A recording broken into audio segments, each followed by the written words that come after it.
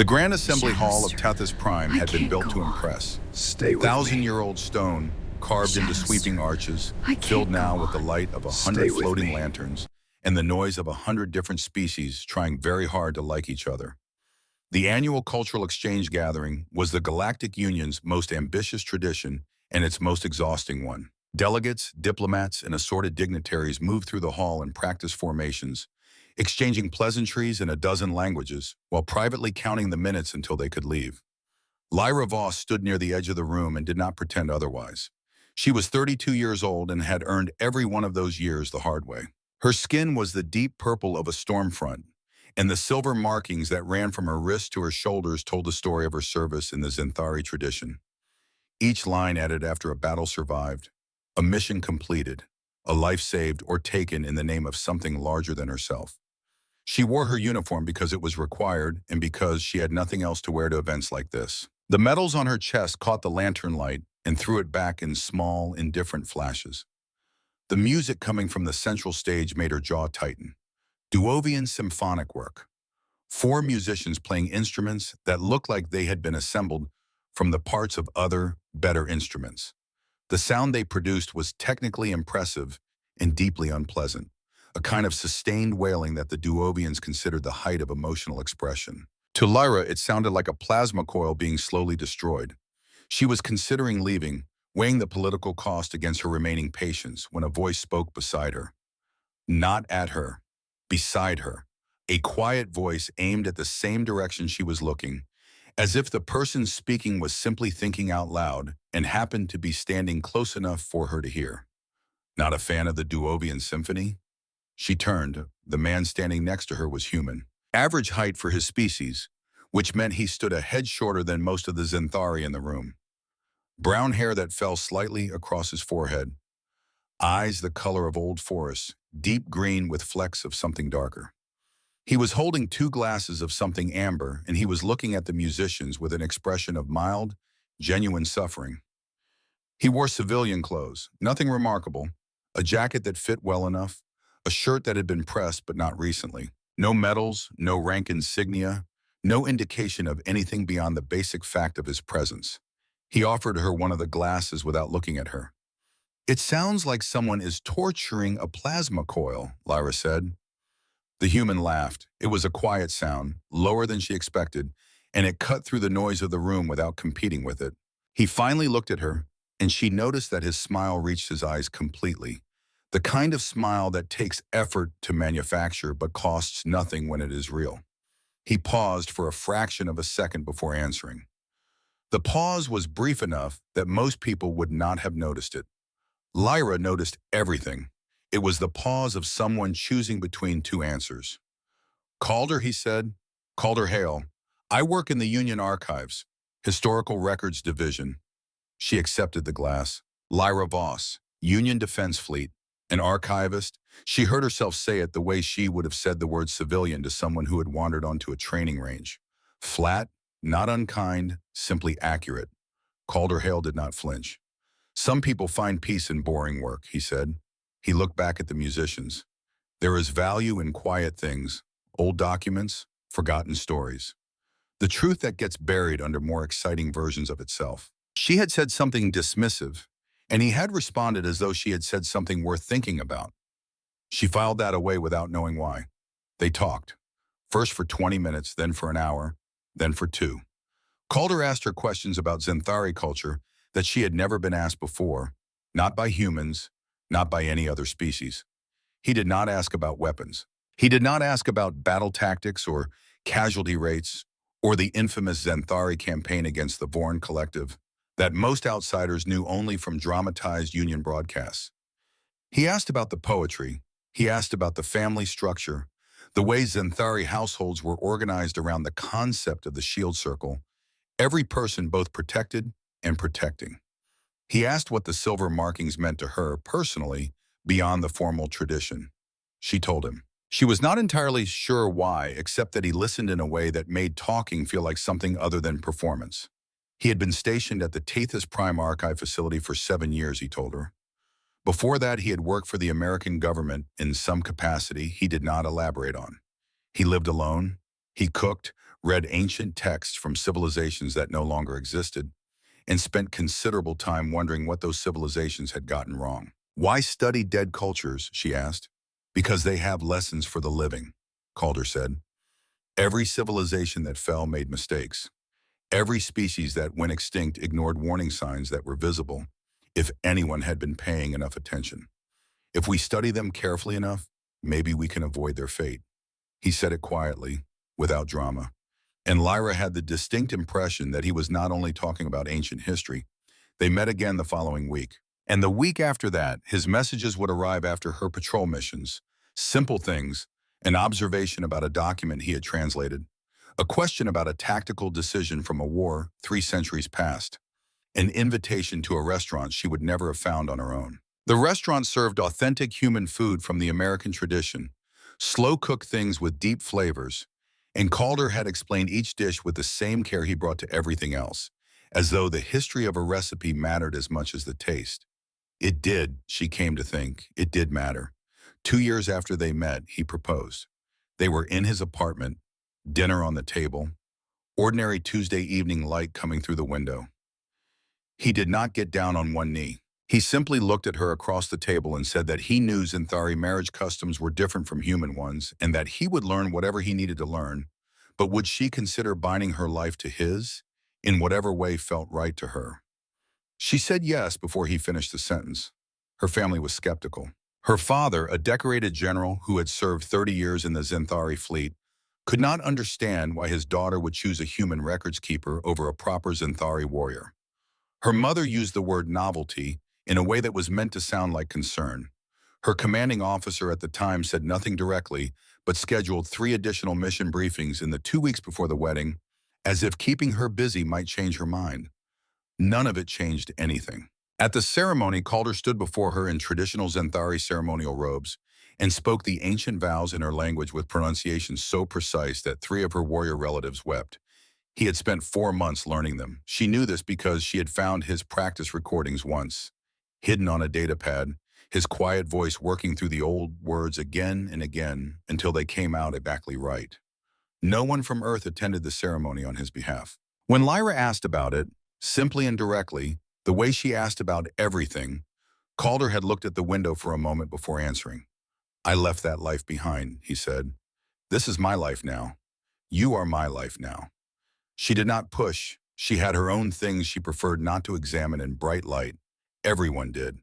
They settled into patterns that became, in time, the architecture of a life. Lyra took assignments that kept her close to Tethys Prime. Calder continued his work among the dusty files and ancient languages of the Union Archive.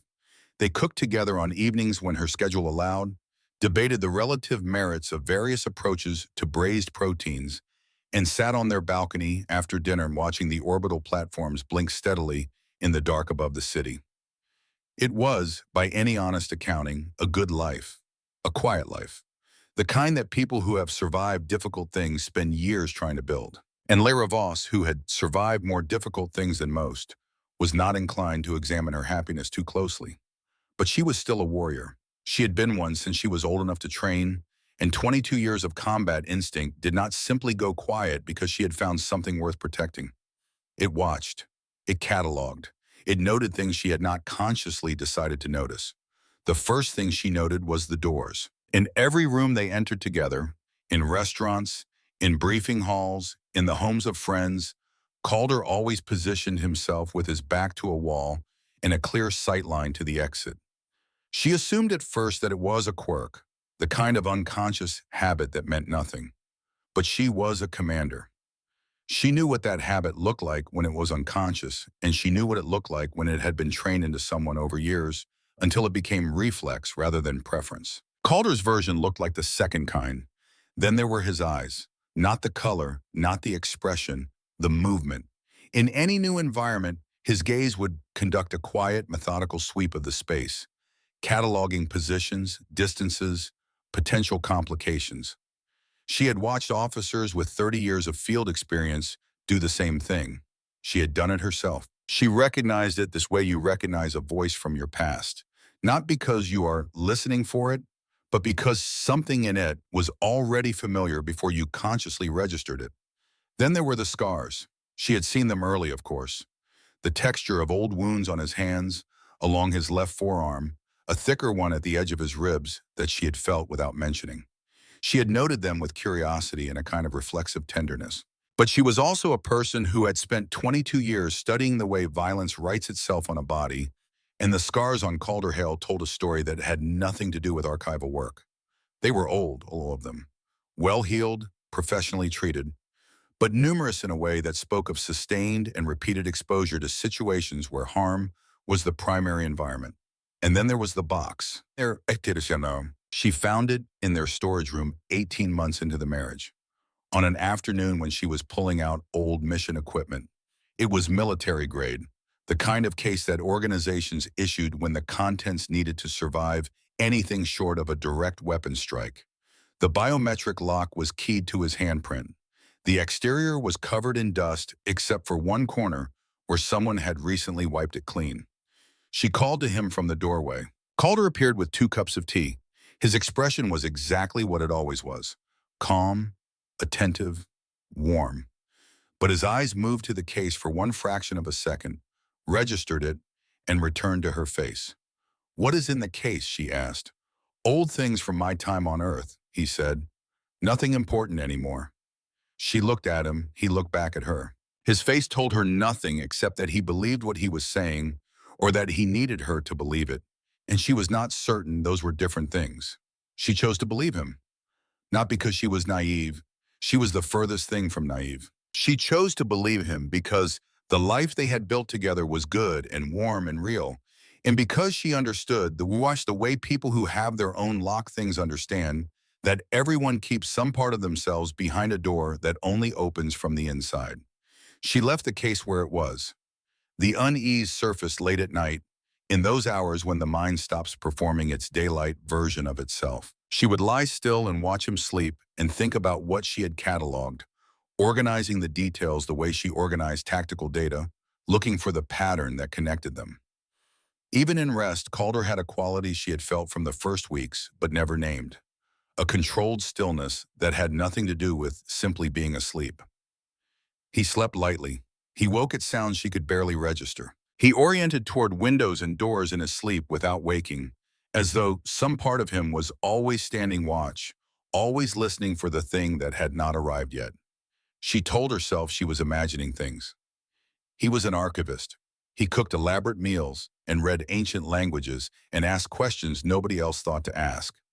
Whatever had made those scars and those reflexes was in the past. The past did not have to be the present. She believed that. She worked at believing it with the same discipline she brought to everything else. And most days it was enough. The first stars went dark without warning, the way catastrophic things almost always do. 3 colony worlds on the outer rim went silent in a single night. Not communication failures, not equipment problems, not the kind of localized crisis that the defense fleet managed with standard protocols. The scout ships that reached the first world sent back 12 seconds of footage before their transmissions cut out. 12 seconds was enough. Cities reduced to ash. Orbital stations torn from their moorings and left as slowly expanding fields of debris. The methodical quality of destruction that spoke not of accident, but of intention. Millions of people, gone in a night. Lyra stood in the briefing room of the Starship Revenant and watched the tactical display with the controlled expression of a commander who had learned, over 22 years, that her crew needed to see steadiness when she felt fear. General Dravek commanded the briefing via holographic projection, his 4 massive arms clasped in pairs behind his back, his red-scaled face arranged in the particular grimness of someone delivering the worst news of his career. "The Krell Dominion," Dravek said. "They come from beyond the outer veil, from a region our charts marked uninhabited. Our intelligence was wrong. The display shifted to show sensor data from the few ships that had survived the initial engagements. The Krell vessels were massive angular things, covered in armor plating that absorbed standard weapons fire, with what could only be described as indifference.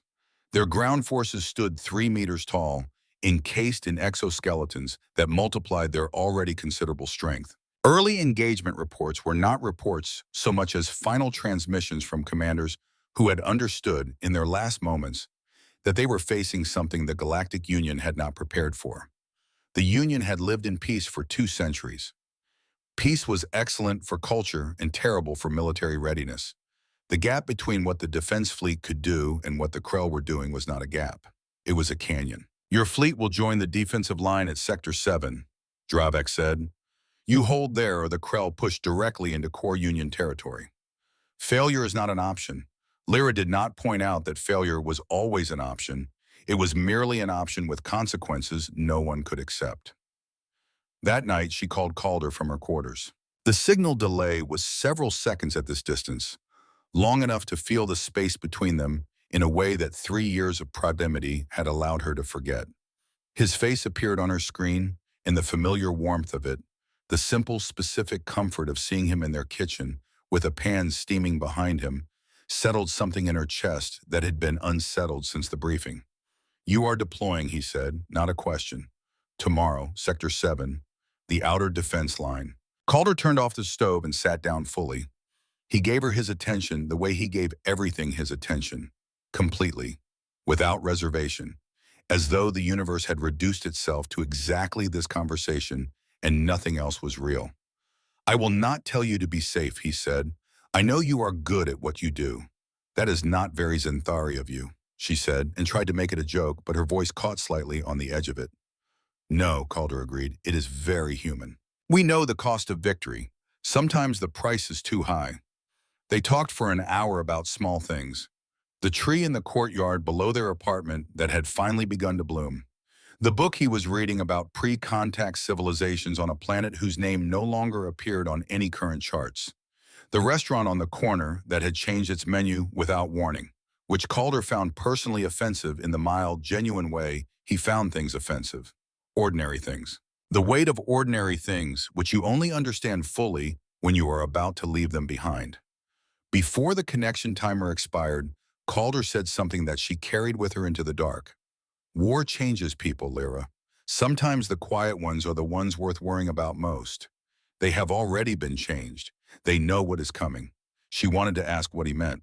The timer ran out. The defense line at Sector 7 held for 11 weeks, which was longer than Lyra had expected and shorter than she had hoped. The Krell attacked in coordinated waves, each one pressing slightly further than the last, testing the Union response time and the structural limits of the defensive formation with the patience of something that had been doing this for a very long time. The Revenant took damage in the fourth major engagement, losing a full section of its port shielding and 18 crew members. Lyra wrote the incident report and the condolence messages on the same night, at the same desk, in the same hours. She called Calder when communications allowed. The conversations grew shorter as the situation at Sector 7 consumed more of the available bandwidth and more of her available attention. But she held to them the way you hold to the one fixed point in a space that is otherwise moving. How do you deal with it? She asked him one night, after a 14-hour shift in a casualty briefing that had left her hollowed out in a way she could not show her crew. Knowing people died because of your decisions.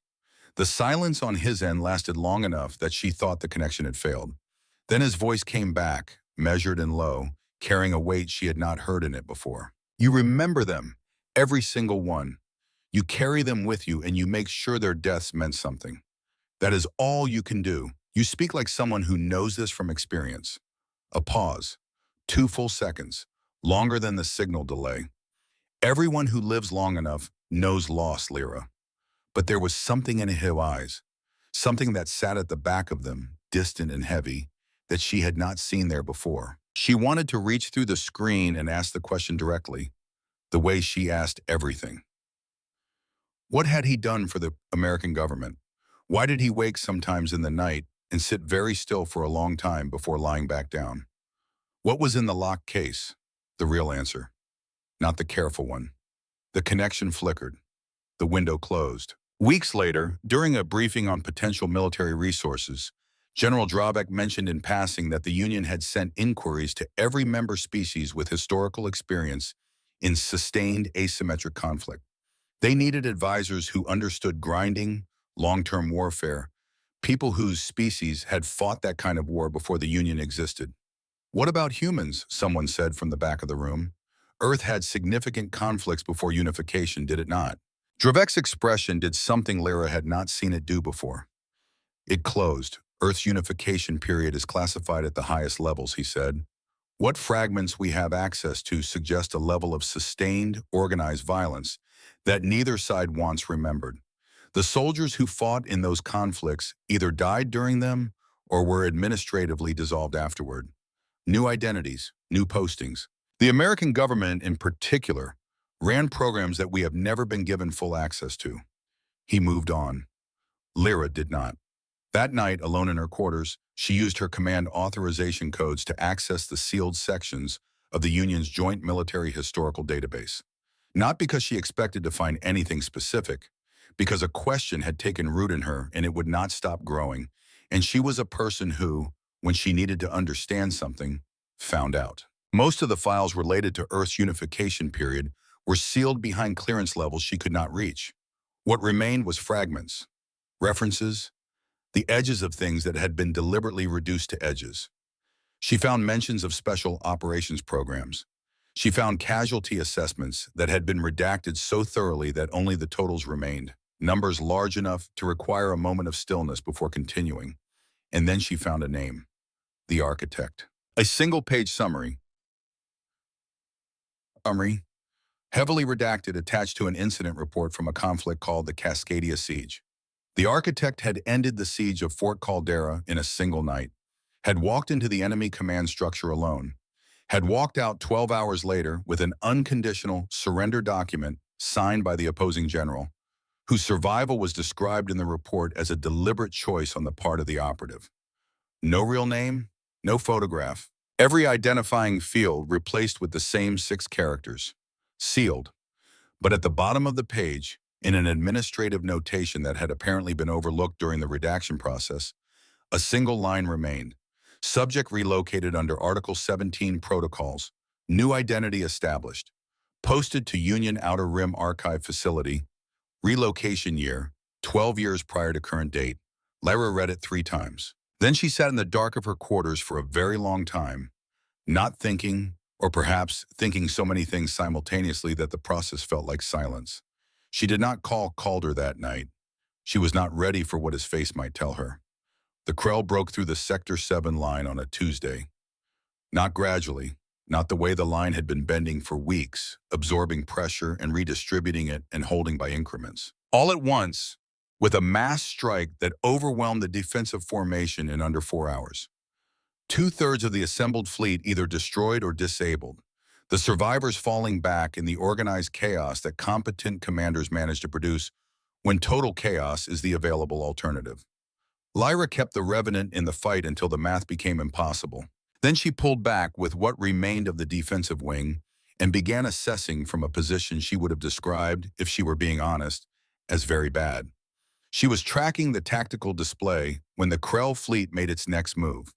She had expected them to press further into Union territory, to take the opening they had created and drive through it, the way every offensive doctrine and every military manual in the galaxy would have predicted. She had positioned the surviving ships accordingly, ready to contest the advance, to make the Krell pay for every kilometer they took.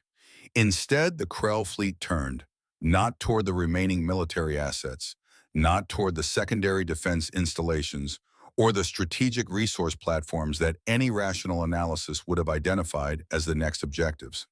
Toward Tethys Prime, the civilian capital, the place where, at this moment, Calder Hale was almost certainly at his desk in the Union Archive, reading about civilizations that had not survived the things that came for them.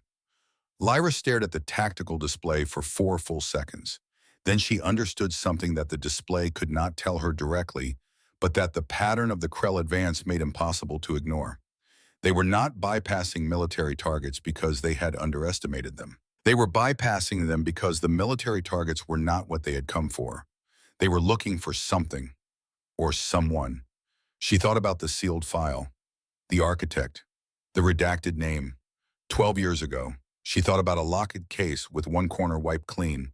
She gave the order to come about. Her executive officer looked at her. The standing orders from Dravek were explicit. Hold position, contest any further Krell advance. Do not expose the remaining fleet assets to pursuit.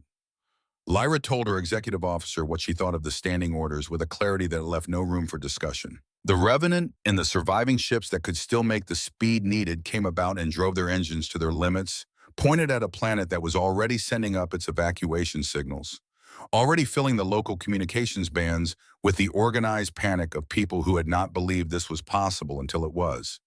They were hours away.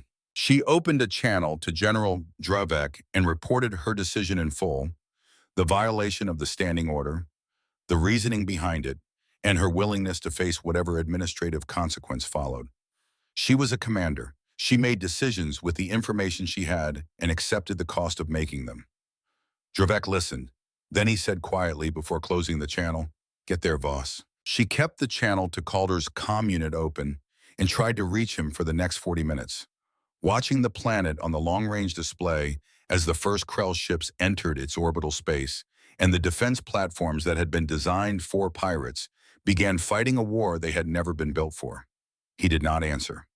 She did not stop calling. The city below filled with the light of weapons fire, and the Revenant drove through the dark toward it, and Lyra Voss gripped the armrests of her command chair and thought about a man who cooked elaborate meals and read ancient texts and woke in the night to stand at the window, watching the stars with the expression of someone who had always known, somewhere below the peace he had built, that the stars were watching back. The evacuation of Tethys Prime had been planned by people who believed in the deep institutional way that bureaucracies believe things, that they would never need to use it.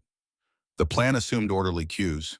It assumed functional transport infrastructure and a civilian population that would respond to emergency protocols with the calm cooperation of people who had practiced. It assumed a window of several hours between the issuance of evacuation orders and the arrival of any hostile force, time enough for the system to work the way systems work when no one is actually shooting at them.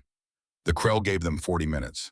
By the time the first dropships descended through the cloud cover over the eastern districts, the evacuation had become something else entirely.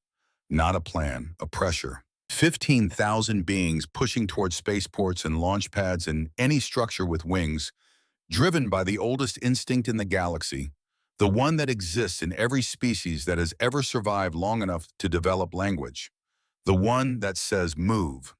Move now, move before the thing behind you reaches you. Calder Hale moved through the crowd the way water moves through a narrow channel, not fighting the current, working with it, finding the spaces between bodies, calculating angles and speeds with the part of his mind that had never stopped running its quiet calculations, no matter how many years he had spent surrounded by dead languages and the comfortable weight of old paper. He carried one bag.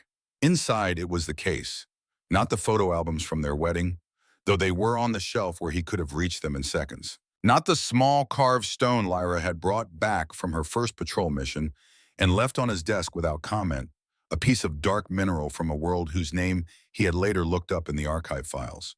Not any of the accumulated physical evidence of a life deliberately and carefully built. Just the case. He had taken it from the storage room shelf about 18 months into their marriage and wiped the dust from one corner and then put it back. He had taken it down again some months after that and held it for a long time without opening it and then replaced it. He had performed variations of this ritual perhaps a dozen times in the years since, always returning the case to the shelf, always leaving it locked, always telling himself that the fact of its continued existence was simply a practicality, that a man did not destroy the tools of a former life simply because he had chosen a different one. He understood now, moving through the panicking crowd with the case in his bag, that he had kept it because some part of him had always known this moment was coming. Not specifically, not the Krell, not Tethys Prime, not this particular morning with weapons fire lighting the sky to the east, but something like this, the general shape of this. The moment when the life you had built and the life you had left behind stop being two separate things. He helped an elderly Corvian woman whose arthritis had made the packed crowd nearly impassable for her. He found a path, kept pace with her, got her to the transport loading area without her having to fight for it. He located seats for a family of 4, the parents rigid with controlled fear, their 2 children too young to understand but old enough to feel it, and placed them near the interior wall where the crowd pressure was manageable. He was the last one aboard Transport 73. The craft lifted on schedule, which was the last thing that went according to plan. 10 minutes out from the northern spaceport, the proximity alarms fired. The Krell fighter that had been quartering the evacuation corridors found them the way predators find movement, not by looking for it specifically, but by noticing everything that moved and selecting from the options. The pilot tried to evade. The transport was built for capacity and comfort, not for the kind of maneuvers that the situation required. The shot caught the port engine housing, and the craft lurched hard enough to throw standing passengers off their feet. The landing was controlled in the technical sense that the pilot maintained enough authority over the descent to prevent freefall. In every other sense, it was a crash. The transport came down in a public park 3 kilometers from the spaceport, the landing gear collapsing on impact, the hull grinding across grass and then stone before friction finally overcame momentum, and everything stopped. In the ringing silence that followed, Calder was already moving. He checked the people nearest to him first, methodically, starting at the closest point and working outward. Some cuts, some bruising, one broken arm, a young Tauran male, perhaps 12 years old, who was making no sound at all, which was in some ways worse than screaming. Calder splinted it with what was available, spoke to him quietly until the boy's breathing normalized, then stood and assessed. The transport was destroyed. The spaceport was 3 kilometers northeast. Between here and there was a city under active military occupation by an enemy force that was not, based on available evidence, distinguishing between combatants and civilians. "Everyone stay together," Calder said. "The spaceport is northeast. We move quickly and carefully. Watch for patrols and follow my lead." A drawn merchant near the back of the group, his scales cut and bleeding from the impact, straightened to his full height and looked at Calder with the expression of someone who has decided that their discomfort requires a target. "Who made you the leader, human?" Calder looked at him without heat. "Someone has to be. If you have a better plan, I will follow you." The drawn had no plan. Nobody did. They fell in behind Calder, and he led them out into the smoke-colored morning. They made 6 blocks before the patrol found them. 8 Krell soldiers moving in the loose formation of a unit that had not yet encountered serious resistance and had begun to relax into the confidence that comes with that. Their armor was the standard combat variant, angular and thick, built for sustained engagement against opposition with military-grade weapons. Their unit leader wore slightly heavier shoulder plating and carried himself with the weight of command that looks the same in every species, authority worn outward like additional armor. The group stopped. Calder stopped first, and the people behind him stopped because he did. The Krell leader's translation device rendered his words into Galactic common with a half-second delay. "Refugees. How interesting. The Union sends its civilians into the streets while its soldiers run for open space." Calder stepping forward, placing himself at the front of the group. "These people are non-combatants. Let them pass." The Krell leader looked at him, not dismissively, with a brief flicker of something that might, in a different context, have been assessment. Then it passed and the expected expression returned. "The human speaks," he said. "Your species is new to the galaxy. Young. You have not yet learned what real war looks like up close. I know enough about it. Then you know what happens next." The Krell leader raised his weapon. The targeting indicator moved past Calder and settled on the young Tauran girl at the front of the group, still holding her mother's hand, her eyes very wide and very dark. The mother made a sound that was not a word in any language, but that every species understood. The crowd scattered. Calder did not move. He set his bag on the ground. He opened it. He took out the case and keyed the biometric lock with his right thumb and opened it and lifted out the sword. The reaction from the Krell was immediate and genuine. All 8 of them. The leader's weapon moved back to Calder, and the laughter that followed was the specific kind that very dangerous things produce when they encounter something they have decided is not a threat. Rich, unhurried, secure in itself. "A human," the leader said between the sounds of it, "facing modern combat soldiers with an antique blade. This is what the Union has come to. This is what they have left." Calder held the sword at his right side. The blade was a meter long, slightly curved, steel that had been maintained with consistent attention that spoke of a relationship between a person and an object that went beyond mere utility. No energy field, no plasma edge, no enhancement of any kind. Just the edge, and the hand that held it, and the absolute stillness of the man around which everything else in that street had suddenly organized itself. Last chance, Calder said. Let them go. The Krell leader made a small gesture. Kill him. The first soldier raised his energy rifle. Calder moved. The closest honest description of what happened over the next 90 seconds is that the 8 Krell soldiers discovered in sequence that the space they were trying to put a weapon into was already empty by the time they reached it. Calder did not fight the way Zinthari warriors fought, with the direct commitment of full strength applied at the point of maximum contact.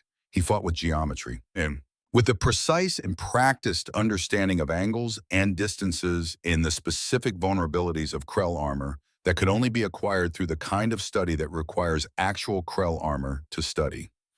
His blade found the neck joint of the first soldier from behind before the energy rifle had finished its targeting arc. The second came around fast and found nothing to come around to. The third fired, and the bolt passed through a space that Calder's body had occupied for approximately a quarter of a second before he was somewhere else. The fourth tried to grab and found that the grab itself became a lever. The force of it redirected in a way that cracked the armor plating across the chest and dropped the soldier to the ground. He moved through them the way a key moves through a lock, finding the specific points, applying exactly the right force, letting the resistance become the mechanism of its own defeat. The fifth and sixth fell to combinations that happened too fast for watching eyes to parse into individual actions. The seventh lost his weapon first, and then the use of his right arm, and then his footing, in that order. 90 seconds. 7 Krell soldiers on the ground, dead or disabled, or simply very thoroughly convinced that staying down was the correct choice. The leader stood alone. His weapon was aimed at Calder's center mass, and his hands were not entirely steady. There was something else in his expression now, beneath the surface of the combat training, something that had not been there before. He was looking at Calder the way you look at something when the category you had assigned it has just proven insufficient. His translation device captured his words. "What are you, someone who wanted to be forgotten?" Calder said. He closed the remaining distance between them in a sequence of movements that the Krell leader's response time could not process. 3 precise adjustments. The weapon hit the ground. The leader went to his knees. His armor opened across the chest in a single line that had been calculated to disable without killing. His breathing was audible. "Go," Calder said. "Tell your commanders that if they harm these people, I will find them. All of them. And they will learn why Earth tried very hard to forget that soldiers like me exist." The Krell leader looked at him for one long moment. The assessment in his eyes had shifted into something that had no easy name.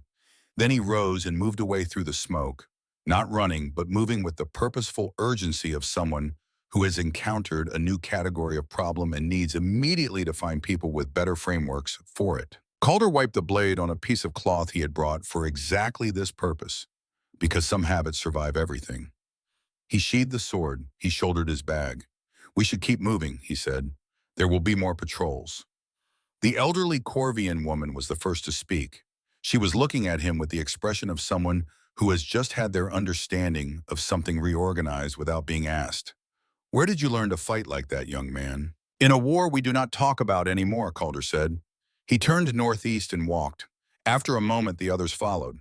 They reached the northern spaceport without encountering another patrol. Calder chose a route that prioritized narrow service corridors over main thoroughfares. And twice he saw patrol units that changed direction without explanation and moved away from their position. Word traveled in military units the way it traveled everywhere else, fast, and altered slightly with each transmission. He got everyone onto a transport bound for the emergency refugee platforms orbiting the outer moon. He stood at the ramp and checked each person as they boarded, the same way he had checked the wreckage after the crash, working outward from the nearest point, making sure the count was right. The pilot recognized him. The footage had already reached the military channels, distributed by the same overwhelmed communications infrastructure that was trying to coordinate the evacuation. "Sir," the pilot said, "who are you?" Calder looked at her. She was perhaps 25 years old, and she had been flying evacuation runs for 6 hours, and her hands were shaking slightly from the sustained adrenaline, and she was asking not for operational reasons, but because she needed, in this moment, for there to be an answer that made sense of what she had seen. "No one important," he said. He was wrong. He knew he was wrong even as he said it. But it was the answer he had been practicing for 12 years. And some answers become automatic, not because they are true, but because you have needed them to be. He took a seat at the back of the transport as it lifted and looked at his hands. The scars, the particular texture of old wounds on skin that had healed many times and in many places. A record of choices made in circumstances where all the available choices had the same color. He thought about Lyra. He thought about the morning 3 weeks into their first year of marriage, when he had woken from a dream he could not remember except by the feeling it left, and found her already awake, sitting on the edge of the bed, not touching him, just present, not asking, just there. The intelligence of knowing that some things require presence rather than words. He sat with his hands in his lap, and the transport climbed through the smoke and the weapons fire toward whatever came next. The footage had spread further than the pilot's local military channels within the hour. It moved through the Union communications network the way things move when normal priority filters have stopped functioning, which is to say everywhere, simultaneously, to everyone. Warlord Kron watched it from the command deck of his flagship. 3 times. He was 3 meters of organized capability wearing armor that had been built to express the philosophy that the best way to win a fight was to make the fight irrelevant. He had commanded forces in engagement on 40 worlds. He had crushed Union resistance in 7 systems in the past 4 months with the specific efficiency of someone who was very good at the thing he had chosen to be very good at. He watched a human being move through 8 of his soldiers like they were standing still. Then he watched it again. The absence of enhancement was what held his attention. The medical intelligence files the Krell had developed on Union species included detailed assessments of human physiological parameters. The man in the footage did not exceed any of those parameters in any measurable way. There was no augmentation, no cybernetic assistance. The weapon was 600 years old. What he was watching was not the product of biology or technology, it was the product of time, of repetition sustained beyond the point where most things that can be broken have been, until what remained had been shaped by the breaking into something that no longer fit the standard categories. His intelligence officer brought the subsequent analysis within the hour. The identity was a construction. 7 years deep, well-built, the kind of cover that organizations create when they need someone to disappear completely, rather than simply be difficult to find. Before the identity of Calder Hale, there was nothing, a deliberate nothing, the specific architecture of absence that is itself a kind of evidence. How many like him, Kron said? Fewer than 200 at peak. Most did not survive the training. Most who survived the training did not survive the conflict. The ones who survived both were reassigned under protocols we do not have full access to. Kron looked at the frozen image on the display. The moment just before the first soldier fell, the stillness of the figure in it. We knew this was possible, he said, almost to himself. We came here knowing it was possible. His officer was quiet. Issue a challenge, Kron said. Single combat. This human against me personally. If he wins, we withdraw from Tethys Prime. If he refuses, we begin executing prisoners. 1,000 per day until he accepts. If he accepts and loses, the planet surrenders immediately. The protest came quickly. Warlords did not fight personal duels. Warlords commanded from positions of strategic advantage. The risk to his person, the risk to Krell command continuity, the doctrinal problems with establishing a precedent of individual combat as a territorial resolution mechanism. Crane silenced them. I want to understand what we have found, he said, and I want the galaxy to understand what we have found. If this human is what the intelligence suggests, then this is the only context in which that understanding becomes possible. The challenge was broadcast on all Union channels simultaneously. In the refugee camp that had formed around the northern spaceport, Calder heard it on a public screen surrounded by 400 people who had nowhere else to be. Kron's translated voice filled the space. Human warrior known as the Architect. I am Warlord Kron, Supreme Commander of the Krell Invasion Force. I challenge you to single combat. You against me. If you win, my forces withdraw from Tethys Prime. If you refuse, I will execute 1,000 prisoners per day until you accept. You have 12 hours. The camp erupted. Calder sat very still in the noise of it and looked at the screen long after Kron's image had been replaced by the rotating Union emergency broadcast symbol. Around him, people shouted, argued, pleaded in his direction, warned him, called out in voices that covered every point on the spectrum between rage and despair. He waited until the noise had reached its peak and begun to subside from sheer exhaustion. Then he stood, and the quietness of the act brought the nearest part of the crowd to stillness. "I need some time to think," he said. He walked outside. The sky above the camp was the color of old bruises, the orbital battle painting light across the clouds in irregular pulses. He sat on a low wall at the edge of the camp's outer perimeter and looked at it and thought about everything the choice in front of him actually contained. If he refused, 1,000 people died every day until he accepted. If he accepted and won, he returned to being what he had spent 12 years and an entire rebuilt life trying not to be. If he accepted and lost, the planet fell, and Lyra came back to a world under occupation, and the life they had built ended a different way. He thought about what Lyra would do with the same choice. He knew what she would do. He had watched her for 5 years and known her in the closest possible sense for 3 of them, and he understood how she moved through difficult decisions. She did not look for the comfortable answer. She looked for the right one, and she looked until she found it, and then she did it regardless of parties. He sat there until the light shifted and the orbital battle changed angle, and then he went back inside. Lyra had already been busy. The Revenant had achieved orbit around Tethys Prime 40 minutes after the challenge was broadcast, and Lyra Voss had spent those 40 minutes doing 3 things in parallel. She had coordinated with the remaining Union fleet elements to establish a defensive perimeter around the planet's civilian evacuation corridors. She had located Calder's position through the refugee camp registration system and confirmed he was alive. And she had opened a direct communication channel to Warlord Kron's flagship. The communication had not been authorized by General Dravik. She had informed Dravik that she was opening it and received, in response, a silence that lasted precisely 4 seconds and then resolved into the words, "Proceed, Voss." Kron had accepted the channel. What he had expected, almost certainly, was a Union commander calling to negotiate Calder's compliance or to offer some substitute arrangement. What he got was Lyra Voss explaining, in the direct and fully committed way she explained everything, that she had no objection to the principle of the challenge, but that the terms as stated were insufficient. She had 4 specific modifications. The combat would take place in a formally designated arena with neutral witnesses present from no fewer than 5 non-involved species. The entire event would be broadcast on all Union channels simultaneously, with no ability for either side to edit or interrupt the feed. Any violation of the outcome by either side would be treated as a formal act of war, with full documentation transmitted to every member species of the Union simultaneously. And the prisoners Kron had named would be released before the combat began. Not after. Kron had been quiet for a long moment. Then he had said, "The Zenthari negotiate like warriors." Lyra had said, "We do everything like warriors." Kron had agreed to all 4 terms. When Lyra came down to the surface and found Calder sitting at the edge of the refugee camp's outer perimeter, they looked at each other across the distance between them for a moment before she closed it.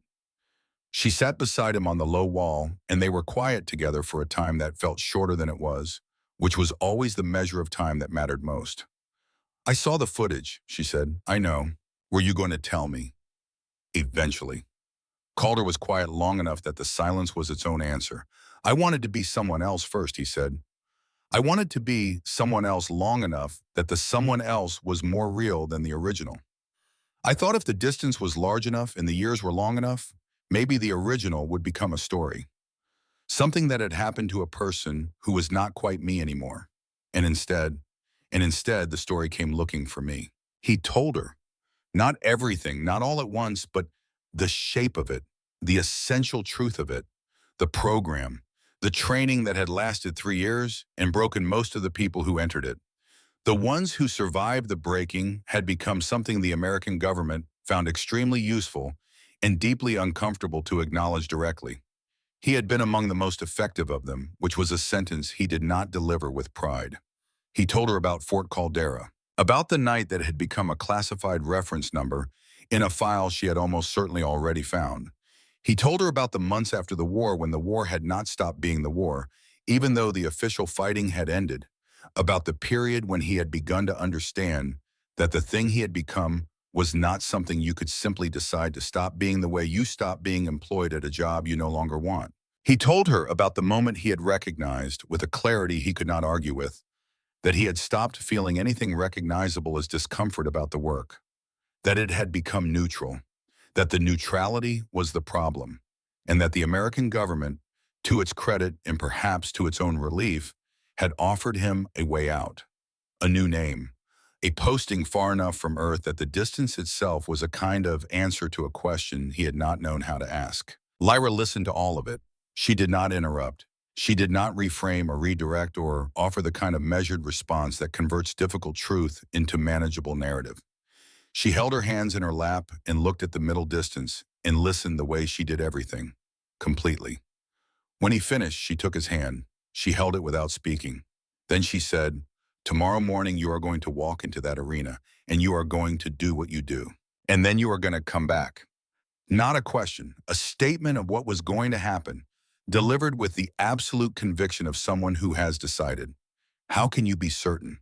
"Because I negotiated the terms," she said, "and because I know you, not the architect, not the program, not what they built and then tried to erase. You, the person who helped an elderly woman onto a transport without being asked, the person who splinted a child's arm in a crashed aircraft and kept moving. Whatever you were, you chose something different, and you can choose it again on the other side of tomorrow." He looked at her, the silver markings along her arms that each meant a battle survived and a choice to continue. He had loved her from somewhere around the second month after they met, and had loved her more carefully and more fully with every year since, and none of that was altered. None of it. He asked someone in the camp's supply area for a small shovel and a seedling from the collection of transplants that someone had brought in a survival kit because they had not been able to leave it behind. He found a patch of undamaged ground at the edge of the courtyard and dug a hole the right size and placed the seedling carefully in it and packed the earth firmly around the roots. A young Torin child from the transport watched him with the focused attention of someone encountering something that does not immediately compute. "What are you doing?" the child asked. "Planting something," Calder said. "Why?" "Because something should grow from all this." The child thought about this and then crouched down and helped him press the soil flat around the base of the seedling. Small hands working beside scarred ones in the particular quiet of people doing something simple together when everything around them is not. Lyra stood a few steps back and watched. She thought about a locked case sitting on a shelf for years, present and known and carefully not discussed. She thought about a man who cooked elaborate meals and read ancient languages and asked questions nobody else thought to ask and woke in the night to stand at windows. She thought about the footage she had watched from her command chair and how the figure in that footage and the man pressing soil around a fragile root were the same person, both equally true, both entirely hers. She crossed the courtyard and sat beside him in the dirt, and they stayed there together as the sky above Tethys Prime continued its violent light, and the seedling stood in its new ground, and the night moved toward its end. The arena of Tethys Prime had been built 1,000 years ago by people who understood that some conflicts required witnesses. It sat in the center of the old city, a massive amphitheater of white stone that had watched 1,000 years of history pass above it without comment. Its original architects had designed it for exactly this kind of moment, the formal resolution of disputes too large for courtrooms and too important for back-channel negotiation. Disputes that needed the weight of public witness to mean anything at all. In the 2 centuries of Union peace, it had been used for ceremonies and cultural performances and the occasional formal arbitration between minor factions. The stone remembered its original purpose, even when the people using it had forgotten. Today, it remembered. Lyra stood at the command section railing and looked down at the arena floor and made herself breathe at a rate that would not communicate what she was feeling to the officers standing around her. General Druvik and his senior staff occupied the adjacent positions, their faces arranged in the controlled expressions of people who had run out of good options and were fully committed to the one that remained. The neutral witness delegations from 5 non-involved species sat in their designated sections with the careful stillness of beings who understood that they were here to observe history and that history required a certain quality of attention. Across the galaxy, billions of screens showed the same image. The arena, the morning light falling through the damaged upper tiers where Krell bombardment had taken sections of the ancient stone. The floor below, where the faint marks of 1,000 years of contested resolutions had been worn into the surface. The terms she had negotiated with Kron had held. The prisoners, 1,143 of them from the Krell's various holding positions across the occupied districts, had been transported to Union custody before dawn. She had confirmed the count herself, cross-referenced against the capture records the Krell had transmitted as part of the agreement. Every name accounted for, every person alive. That part was done. She had done it.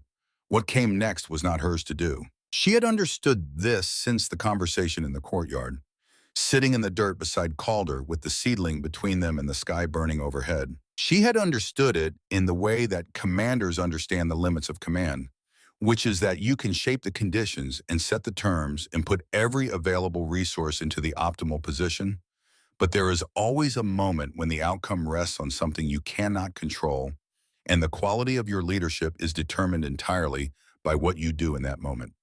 She gripped the railing and waited. Calder entered the arena from the eastern archway at exactly the agreed time. He wore simple clothes. No armor, no tactical enhancement, nothing that spoke of preparation beyond the sword at his hip and the stillness he carried like a second skin. He walked across the arena floor with the unhurried pace of someone who had already settled whatever needed settling before he arrived, and the watching billions saw a man in his late 30s with brown hair and quiet green eyes who looked, from any reasonable distance, like someone who should have been somewhere else entirely. The crowd's uncertainty was audible even at Lyra's elevation. She heard it in the texture of the silence, the particular shape of 100,000 beings looking at the same thing and not knowing what to do with what they saw. She knew exactly what she was looking at. Kron entered from the western archway a minute later, and the contrast was total. The Krell warlord was 3 meters of organized force wearing ceremonial armor that had been designed to communicate exactly what it communicated, which was that the being inside it had done this 100 times and expected to do it again. He carried an energy blade in his primary hand and a plasma cannon in his secondary, both weapons humming with the frequency of systems at full charge. The markings on his armor were the accumulated record of his career, victories and campaigns, and the formal acknowledgments of species he had defeated, a history written in the visual language of conquest. He crossed to the center of the floor and regarded Calder across 20 meters of ancient stone. The Union arbiter spoke the formal terms for the record and stepped back. The arena went quiet in the way that very large spaces go quiet when everyone in them stops moving at the same time. Kron activated his energy blade. The plasma cannon's charge tone rose to its operational pitch. Human, he said, his translation device carrying the words to every speaker in the arena and every screen in the galaxy. You are brave to face me. I will make your death quick. You have that much respect from me. Calder said nothing. He drew his sword with the same unhurried quality he brought to everything, the blade clearing the scabbard in a single smooth motion that made no particular sound. He took a stance that looked relaxed to anyone who did not know how to read it. Weight-centered, sword held in both hands at a low angle, eyes fixed on Kron, with the expression of someone who had just sat down to a task he intended to finish. Kron attacked. He moved fast for his size, closing 20 meters in under 2 seconds, his energy blade coming down in an overhead arc that carried enough force to split the arena floor if it missed its target. It was the kind of opening strike that ended most engagements immediately, which was why it was an opening strike. Calder stepped to the left. Not a dive, not a roll, not any of the dramatic evasions that the watching billions might have expected. A single lateral step that placed him outside the blade's path by a margin that looked, from any distance, like it could not possibly be enough. The energy blade hit the arena floor and carved a glowing furrow 3 meters long into stone that had stood for 1,000 years. Before Kron had completed his recovery, Calder's sword had moved twice. Both cuts were shallow, placed at the junctions where Kron's armor plates met at the left shoulder, finding the tolerances in the construction and opening them with surgical brevity. Blue blood marked the stone below. First blood. The message was not lost on the watchers. Something shifted in the quality of the silence around the arena. Kron fired the plasma cannon. The shot could have destroyed a light transport. The section of arena wall behind Calder's previous position exploded outward in a cascade of ancient stone and superheated air, Calder was already 3 meters to the right of where the shot had been aimed, already closing the distance rather than increasing it, moving into Kron's space where the large weapons had no room to angle. His sword found two more gaps in the armor, two more precise lines of blue. The fight developed the way certain kinds of music develop, establishing a structure in the first movements that only reveals its full logic as it continues. Kron was overwhelming force pressed forward with absolute commitment. Calder was the principle that force applied without precision creates its own vulnerabilities. Every strike Kron committed to fully was a moment of structural predictability, and Calder read each one and was already somewhere else when it arrived. The Krell warlord was not without skill. He had fought 100 engagements and survived all of them, and he understood combat at a level that very few living beings in the galaxy could match. He recognized within the first 5 minutes that the standard approach was failing. He adapted. He began firing the plasma cannon at the arena floor rather than at Calder directly, turning sections of the surface to obstacles, trying to limit the lateral movement that was defeating everything he threw forward. Calder adapted in turn. He used the broken terrain the way a navigator uses changed currents, finding the new channels, turning obstacles into cover and cover into position. The arena floor became a landscape of its own making, and he moved through it as though he had been studying it for weeks. 8 minutes in, General Drevek spoke quietly to his chief of staff. Lyra heard the words from 2 positions away. Initiate the contingency protocol. Prepare the authorization for Plan Bravo. Plan Bravo was the fallback the senior staff had prepared through the night, the option for the scenario in which Calder lost or was incapacitated. Targeted orbital strikes on Krell Command infrastructure combined with a ground-level evacuation push for whatever civilian population remained accessible. It would cost lives. It would probably not save the planet. It was, in the assessment of everyone who had worked on it, better than doing nothing. Drevek reached for the authorization pad. Lyra put her hand over his. Not yet, she said. Drevek looked at her. Commander Voss, the situation on the floor indicates, not yet, she said again. She was looking at the arena floor. Not at the sword or the movement or the tactical geometry of what Calder was doing, but at his face, visible on the command section's enhanced display feed at sufficient resolution to read. His face was calm, not the performed calm of someone managing fear, not the rigid control of someone maintaining function under extreme pressure. A stillness that had nothing to do with the absence of danger and everything to do with a mind that had moved entirely past the question of what it was doing and had become purely the doing of it. The state that combat instructors tried to describe to students and almost never succeeded in producing deliberately, the state that most fighters caught briefly and unpredictably and spent careers trying to recreate. Calder had been in it since before he drew his sword. He was not losing. He had not been losing at any point in the last 8 minutes. He had been reading. Every attack, every adaptation, every shift in Kron's weight and the angle of his weapons.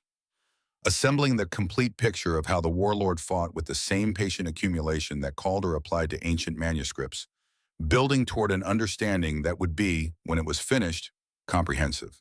When he had enough, he would act. She had watched him read in their apartment on Sunday mornings, sitting in the chair by the window with a text in one of the dead languages he had been working through, and the quality of his attention had always had this same texture, absolute absorption. The rest of the world held at a distance until the work was complete. He was reading Kron. Not yet, Lyra said a third time, and Drevek withdrew his hand from the authorization pad and did not reach for it again. She watched. Around her, the staff watched her, watching, uncertain, waiting for the judgment they had decided to place in the hands of the person among them who held the most relevant information about the variable they could not model. At the 14-minute mark, Kron made his final commitment. He had been conserving the plasma cannon's remaining charge, and he used it all at once, firing in a continuous sweep that turned a 40-meter section of the arena floor into a barrier of molten stone and superheated air, driving Calder back toward the northern wall. At the same time, he came forward with the energy blade in a series of combination strikes that were the most sophisticated sequence he had used in the entire fight, the full distillation of 100 campaigns of learning applied in one sustained effort. It was, by any honest assessment, his best work. Calder moved toward him, inside the reach of the energy blade. into the space where the plasma cannon was geometrically useless, into the gap between Kron's weapons and Kron's body, where there was nothing between them but the warlord's armor and the complete understanding Calder had spent 14 minutes accumulating. 3 strikes.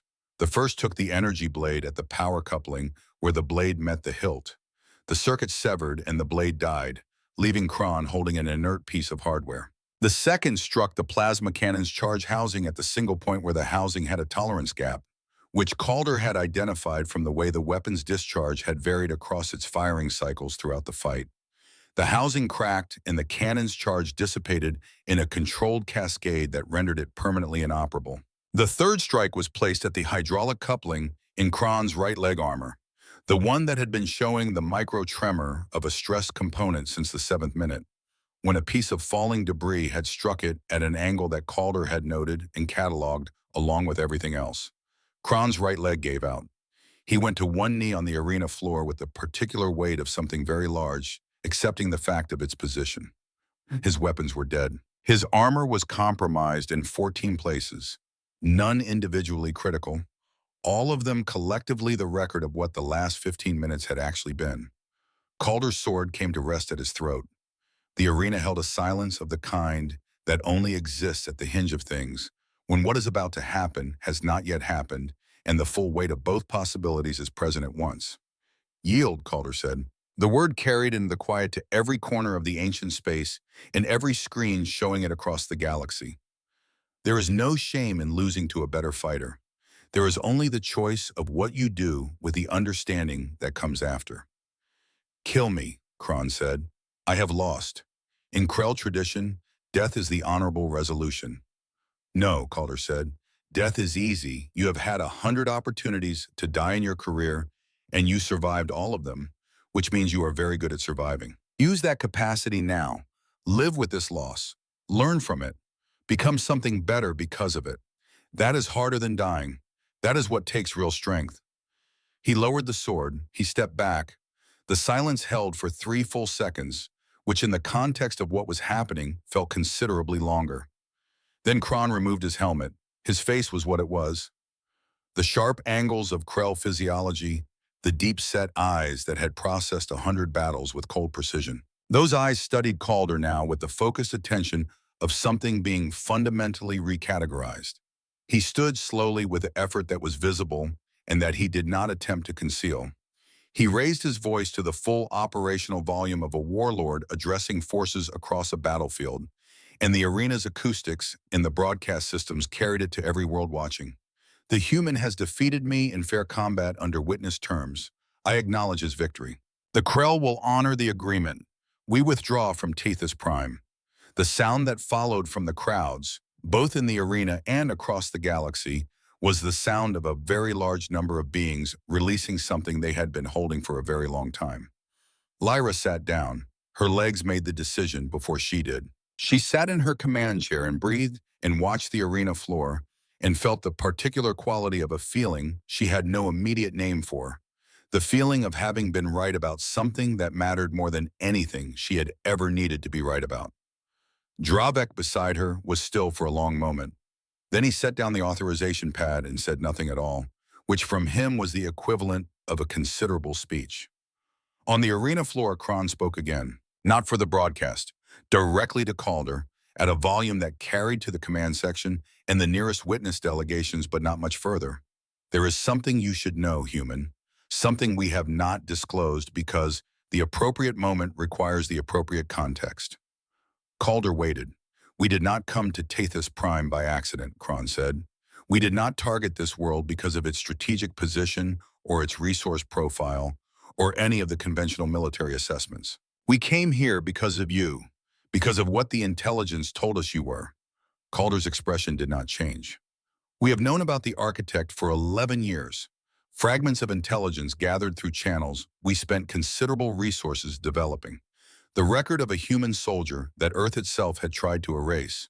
We did not believe it was possible. A species as new to the galaxy as yours, producing something the fragments described. We needed to understand whether it was true. He paused. We chose this war in part to find out. We chose Tethys Prime because that was where the trail ended. The witness delegates were very still. Dravek was very still. Lyra, in the command section, felt the entire shape of the last weeks reorganize itself around this single point, every piece she had been holding separately assembling into the picture it had always been. The Krell advance, the bypassing of military targets, the straight line to Tethys Prime, not a tactical decision, a destination. They had gone to war with the Galactic Union to find a single man, and every battle along the way had been the cost of the search. What we found, Kron continued, was not what we expected. The intelligence described a weapon. What we found was a weapon that had chosen to become something else. That had spent 12 years learning to be something that had nothing to do with war, and then, when war came for it anyway, used everything it had built in those 12 years to survive what the war required. He looked at Calder with an expression that Lyra, watching the display, had never seen on a Krell face before. We expected to find something that confirmed what we believe about strength, Kron said, that it expresses itself through dominance, through the subordination of everything weaker to everything stronger. What we found was a species that produces beings capable of that level of dominance and then chooses, when the crisis passes, to plant trees in a refugee courtyard. I did not understand that. I came here partly to understand it. The arena was very quiet. I think I understand it now, he said. Calder was quiet for a long moment. When he spoke, his voice was low enough that the broadcast system strained slightly to carry it, and the silence in the arena deepened to accommodate it. Strength that only knows how to be itself eventually destroys everything it touches, Calder said, including itself. The hardest thing is not becoming capable of destruction. The hardest thing is choosing what to build when the destruction is over. We are not better than you, Warlord. We have simply had more practice making that choice, sometimes at very great cost. He paused. What you saw here was not the absence of what you were looking for. It was the presence of something you did not yet have a category for. The decision, made again and again every day for 12 years, to be something other than what a war made you. That decision does not erase the capability. It gives the capability a purpose that is worth having. Kron was quiet for a long time. Then he turned and walked toward the western archway, and his honor guard fell in around him, and the first stage of the Krell withdrawal from Tethys Prime began before he reached the exit. The days that followed had the texture of something enormous moving very slowly toward its resolution. The Krell kept their word with the formal thoroughness of a species that understood the value of an agreement was entirely contained in the consistency of its execution. Ships lifted from occupied positions across the planet's surface in organized sequence. Occupation forces withdrew to their vessels in good order. The orbital assets that had been holding the planet's evacuation corridors closed, reformed, and departed on the trajectories their commanders had filed with the Union Arbiter. Within 72 hours, Tethys Prime's sky was its own again. The Union celebrated in the way that species celebrate things they did not entirely expect to survive, which is to say thoroughly and with a kind of disbelief that kept interrupting the celebration with moments of very quiet reflection. Calder's name moved through every communication channel in the galaxy with a velocity that had no recent precedent. The footage of the arena was watched by numbers that the Union's statistical infrastructure was not designed to measure. He declined every interview request. He declined every ceremonial invitation. He declined the Union's formal offer of the Distinguished Service Citation through a brief and polite message that expressed genuine gratitude and an equally genuine preference for privacy.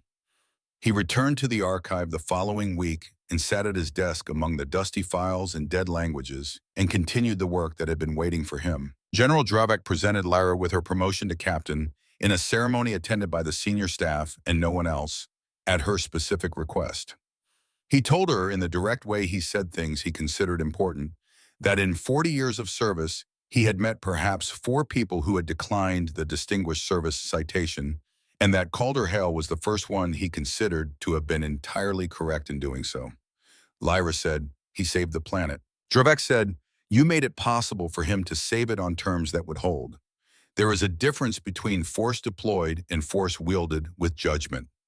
You provided the judgment at every stage. Do not forget that. She accepted the rank. She submitted one condition of continued service in writing, which Dravek reviewed and approved without comment. All future assignments to maintain operational flexibility from Tethys Prime. She was a captain now, and captains needed to be where they were needed, but she needed to be able to come home. She went home. The apartment was exactly as they had left it, because in the middle of an invasion and a single combat that had reorganized the galaxy's understanding of an entire species, Calder had apparently found 20 minutes to water the plants on the balcony. The small things they had accumulated over 5 years of life together sat exactly where they belonged. The particular arrangement of objects that is not decor but evidence, the physical record of a shared existence.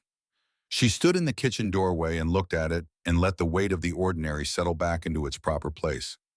Calder was at the counter. He had found ingredients somewhere in the chaos of the post-invasion resupply chain, and he was making something that involved slow heat and careful attention in the focused quality he brought to cooking, which was the same quality he brought to everything, which was now, in the light of everything she understood that she had not understood before, a different and more complete thing than it had been.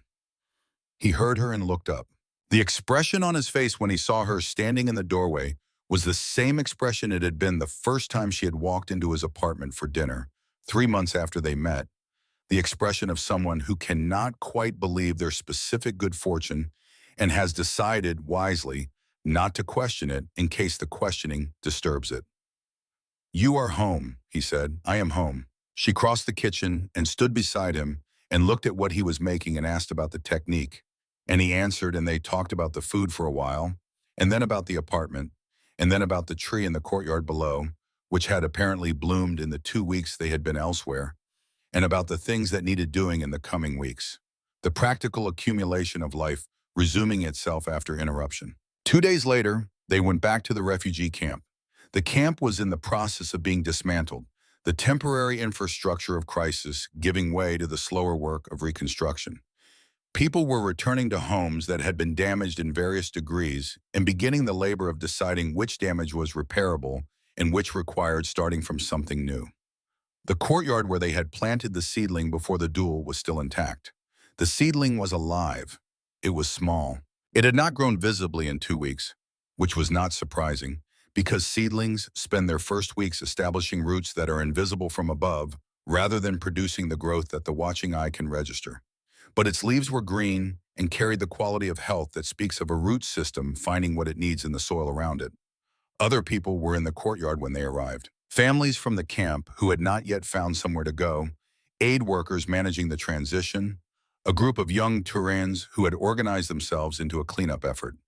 The elderly Corvian woman who had been on Transport 73 was sitting on a low bench near the wall, watching the activity around her with the expression of someone who has seen enough history to understand that reconstruction is always more interesting than it looks. She saw Calder and held up one hand. He crossed to her and they talked for a few minutes about the camp, about her plans, about a daughter in the outer districts who had already sent word that the house was standing and the invitation was open. She asked him if he was going to be all right. He told her honestly that he was working on it. She patted his hand and said that working on it was usually enough, in her experience. Someone had left a crate of seedlings near the camp's supply station, surplus from an agricultural aid shipment, small things in individual soil containers waiting for somewhere to go. Lyra found them while Calder was talking to the Corvian woman. She looked at them for a moment and then located a tool and began digging. When Calder found her, she was 3 holes in, working with the direct efficiency she applied to all physical tasks. He looked at the seedlings, at the holes, at her, and picked up a second tool from the crate. They worked through the afternoon. The Turan cleanup crew noticed what they were doing, and 3 of them redirected their energy toward the same project. The families who had nowhere yet to go drifted over and found spots along the edge of the courtyard. The elderly Corvian woman directed proceedings from her bench with the quiet authority of someone who had decided that her role was supervision. By the time the light began to shift toward evening, the courtyard held 19 new seedlings arranged in an arc around the first one, a small beginning of something that would be, given time and the continued existence of a world where things could grow, something worth having. Lyra set down her tool and looked at it. Calder stood beside her, dirt on his hands, and looked at it with her. She thought about the locked case. It had come back with him from the camp, back to the apartment, back to the storage room. She had seen him put it away that morning, not covering it, not pushing it to the back of the shelf, just placing it where it was accessible and known, and no longer something that needed to be managed or concealed from either of them. She thought about 5 years of mornings and evenings and the texture of time spent with someone who had decided to become a person and had worked at it every day without asking for recognition for the work. About the scars she had stopped noticing because they had long since become simply part of the landscape of someone she knew in full. She thought about Kron's words in the arena, the thing he had said he did not understand and then said he thought he understood. The species that produces beings capable of destroying everything and then, when the crisis is done, plants trees. It was not, she thought, a human thing specifically. It was a thing available to anything that survived long enough and paid enough attention to understand what survival was actually for. She looked at Calder's hands, resting at his sides, old earth in the creases of his palms, old scars following their old paths across the skin. The same hands that had moved through 8 trained soldiers in 90 seconds. The same hands that had pressed soil around roots this afternoon and would do the same thing tomorrow. Both things true. Both things real. Both things hers. That evening, back in the apartment, she watched him take the case from the shelf. He set it on the table and keyed the lock and opened it and looked at the sword for a long moment without touching it. She sat in the chair across from him and did not say anything because she understood that this was something he needed to do with her present and without her direction. He closed the case. He locked it. He carried it back to the storage room and placed it on the shelf at eye level, front and center, where it would be visible whenever he opened the door. Not hidden, not displayed, known the way all true things about a person need eventually to be known by the people who love them. He came back to the table and sat across from her. She looked at him. He looked at her. The apartment held the particular quality of evening light that they had shared 1,000 times in this kitchen, familiar in a way that had taken years to build and was now as much a part of the place as the walls. "I married a quiet man," she said. He waited. "I watched that quiet man draw a sword and stop a war." She paused. "And then I watched him put the sword away and spend the afternoon planting trees with a group of strangers in a courtyard." He said nothing. His expression was the one she had fallen in love with, present from the second month, survived everything. "I need you to understand something," she said. "Not what you were, the architect, the program, the thing they built and tried to erase. What you are, the person you chose to become." She put her hands on the table between them. "That is who I married. All of him, the past and the present and the daily work of becoming. I am not asking you to be finished with it, because you are not finished with it, and pretending otherwise would be dishonest. But I need you to know that the man who came home from that arena is the man I have been living with for 3 years. Nothing has changed. Everything that was true before is still true." He looked at her hands on the table. He placed his over them. They stayed like that while the city repaired itself outside their window. The sounds of reconstruction drifting up from the streets below, tools and voices and the movement of materials from one place to another, the acoustic texture of a place that has decided to continue. In the morning, she would report to the Revenant and begin the work of a captain, which was larger and heavier than what she had done before and which she was entirely ready for. Calder would return to the archive and the dead languages and the accumulated knowledge of civilizations that had not survived the things that came for them, reading them with the same careful attention he had always brought, looking for the lessons hidden in the endings. But before she slept that night, Lyra did something she had been putting off for 3 years. She called her father. He answered on the second signal, which meant he had been waiting for it. His face on the screen was the face she had grown up reading. Decorated general, Zinthari warrior, 30 years of service written in the lines of it. He had not attended the wedding. He had sent a formal acknowledgement of the marriage through official channels, and nothing more personal than that. She looked at him for a moment. "You were wrong about him," she said. Not accusatory, simply accurate, the way she said everything. Her father was quiet. "I watched the footage," he said finally. "Everyone watched the footage." "That is not what I mean," Lyra said.